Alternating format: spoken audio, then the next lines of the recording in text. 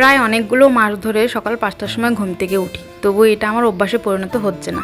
জানি না কেন প্রত্যেক দিন সকালে এক প্রকার ঘুমিয়ে ঘুমিয়ে টিফিনের রান্নাটা করি, চোখ কিছুতেই খুলতে পারি না। তারও বিশেষ কারণ আছে, যেমন আমার বরের কোনো ডিউটি ঠিক থাকে না, কোনো দিন রাত্রে কোনো দিন দিনে, এই জন্য হয়তো হয় না। তো যাই হোক, বর চলে গেল ডিউটিতে, এদিকে ঘরে এসে দেখি আমার দুষ্টু পাখিটা ঘুম থেকে উঠে গেছে। তারপর আর কি মা মেয়ে মিলে একটু আদর দেওয়া নেওয়া করলাম, এই আর কি। তারপরে আমার পাখির চুলগুলো এত কাকের বাসার মতো হয়ে থাকে, সেটা কিছুতেই বাঁধতে চায় না, জোর করে এক প্রকার বেঁধে দিয়েছি। গ্লাসে আমার জন্য একটু ছাতু গুলে নিয়েছিলাম, সকাল সকাল আজকাল আর চা খেতে ইচ্ছে করে না, সেজন্য ভাবলাম একটু ছাতু খেয়ে নিই, খানিকক্ষণ পেটটা একটু ঠান্ডা থাকবে। আর তা নিয়ে তো মামের মারামারি লেগে গেল এক প্রকার। আমার ছাতু খাওয়া দেখে আমার মেয়ে রাগ করেছে কেন আমি খেলাম, ওটা আমার জন্যই বানিয়েছিলাম, ওকে একটু খেতে দিয়েছি, ওই জন্য ওর হয়ে গেছে। তো যাই হোক, এদিকে খাওয়া দাওয়া শেষ করে তারপর চলে এলাম বিছানাটা গুছাতে। এই বিছানার বিছানা থাকে না, দিনভর এর উপরে অত্যাচার চলতেই থাকে।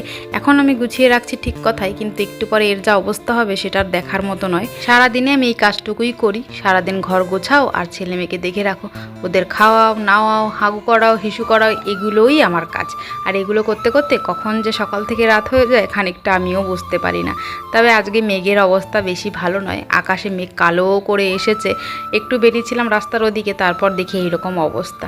তো ভাবলাম আর কি হাঁটাহাঁটি করব, চলো যাই ঘরে। আর আজকের মতো ভিডিওটা এখানেই শেষ করি, সবাই ভালো থেকো, বাই বাই।